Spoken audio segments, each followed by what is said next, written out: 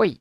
Há cerca de 3 anos atrás eu postei esse vídeo, falando um pouco sobre a, na época, recente adaptação de One Piece para live action. E agora que você está aí, eu estou aqui, e a segunda temporada já está entre nós, eu julguei que era justo que eu lançasse mais um vídeo, até para aproveitar a oportunidade, já que se tem alguma coisa que eu faço muito bem nesse canal, é perder timing para postar vídeo. Coisa que eu acredito que essa série fez bem pelo contrário, já que essa segunda temporada é lançada num tempo em que o fã de One Piece está carente, já que o anime só volta a lançar em abril, e eu posso estar falando meio quilo de groselha, mas eu acredito que vai começar a ser lançado em formato de temporada, como é feito com a maioria dos animes que, em resumo, não são One Piece. Enfim, voltando ao assunto principal, essa segunda temporada de live action adapta os arcos de Logtown, Little Garden, Whiskey Peak e Drum, acredito eu, de forma bastante digna aos materiais do anime e do mangá, adicionando alguns pontos e algumas camadas que, pra mim, não deixam de fazer sentido nos eventos e não alteram completamente o rumo da história, apesar de muitas vezes terem diferenças notáveis. Eu acredito que essa ideia tem alguns motivos. O primeiro é uma questão de ritmo, que além de ser mais acelerado do que o material original, também melhora alguns pontos pequenos, como eu acho que é muito bem realizado quanto ao relacionamento dos personagens, principalmente. Eu acho que esse é um dos pontos mais positivos do live action, por sinal. Tem uma quantidade generosa de cenas entre a tripulação que só está presente para demonstrar um pouquinho de quem eles são uns com os outros. Acho que os melhores exemplos disso sempre vão ser entre o Usopp e a Nami, que no anime mesmo já tem uma vibe de besties, mas que é bem fortalecida nessa adaptação. Outro ponto é a coesão entre algumas coisas na história. Há anos que a comunidade de One Piece tem essa teoria de que o Oda altera coisas na história, e acho que esse live action demonstra bastante disso e torna essa ideia bem mais crível, já que o autor da parada tá aprovando tudo que é feito, inclusive motivando algumas mudanças em partes relevantes da história. Tem quem vai reclamar, mas sinceramente, eu não vejo por que não inserir uma participação minúscula do Bartolomeu em Logtown. Fora outras referências e citações que funcionam muito bem para algo que a série já faz muito bem desde a primeira temporada, que é conversar diretamente com quem assistiu os 1000 e poucos episódios. Citar o Nika, falar do filho do Roger, uma apariçãozinha do Sabo,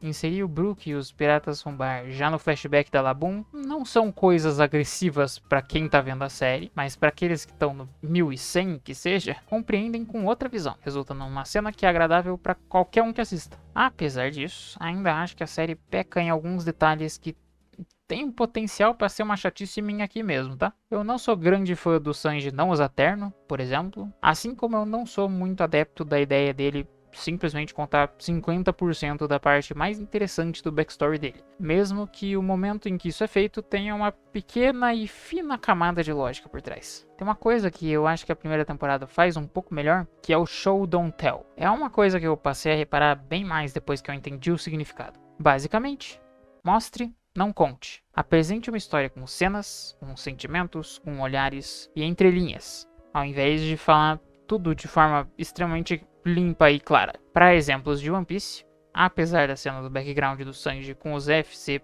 teoricamente contada por ele pro Luffy e pro Usopp, se eu não estiver enganado, essa cena, para quem vê a série, é só mostrada. Ela não pausa em momento algum para que o Sanji dê um take sobre o que ele acha que o Zeff está pensando. A cena só mostra uma expressão do Zeff, e o resto do trabalho de interpretação é totalmente do espectador. Enfim, acho que esse diálogo do Sanji com a Nami é uma fonte de estresse relativamente grande para qualquer um que tenha tido o empenho de chegar lá em Holy Cake para descobrir mais sobre o personagem, que tava aí desde o episódio 20 e pouco, sem ter certeza se sequer ia ter mais informações sobre o personagem. E mesmo com essas duas críticas em cima do Sanji, na personalidade ainda acertaram um pouco, mas isso é basicamente elogio repetido do primeiro vídeo. Mas só pra ficar marcado aqui, que me alegra bastante que o Sanji não seja um esquisitão. Apesar de eu achar que nessa temporada ele é um pouco menos participativo e interessante no geral.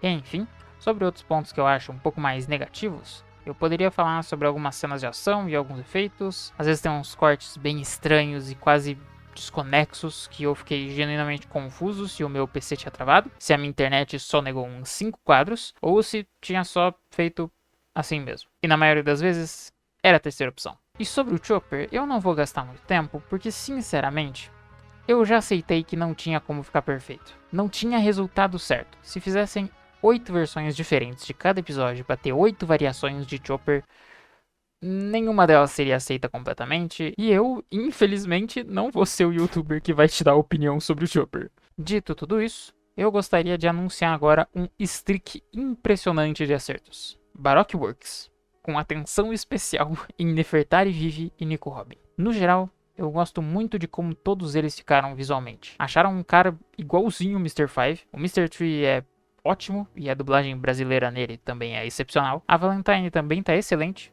E acho a Golden Week na média, mas não ruim que eu veja algo pra criticar nela. Agora, a Vivi é uma perfeição. Eu não tô nem falando da aparência dela, ela simplesmente é a cara da personagem. A Charita Chandran parece ter literalmente nascido pra interpretar essa personagem, a um ponto que quando eu vi ela em entrevista sem estar com o cabelo, atenção, azul, parece estranho. E eu nem sei que comentário realizar sobre Lyra Bova. Ela tem cara de Robin, ela tem o jeito de Robin. Se a Robin tivesse um sotaque, seria esse. Eu acho que a maior unanimidade da temporada é a Lyra Bova como Robin por 2 motivos. O primeiro é que tem pessoas que parecem não estar com muita vergonha de dizer que uma personagem vinda de um país baseado no Egito não deveria ser negra, o que certamente é estúpido e me faz questionar se quem compartilha de um pensamento desses sequer tem alguém para conversar, visto que uma vez que você afirma isso em voz alta, é notável que se trata de uma linha de raciocínio completamente imbecil. O segundo motivo, e o mais legal deles, juridicamente falando, é o fato de que a Robin nem aparece nesses arcos. Ou ela aparece pouquíssimo. E mesmo assim você não vê ninguém reclamar, porque é simplesmente bom demais ver essa trambiqueira em ação. Bom, esse foi o vídeo. Eu espero que você tenha gostado.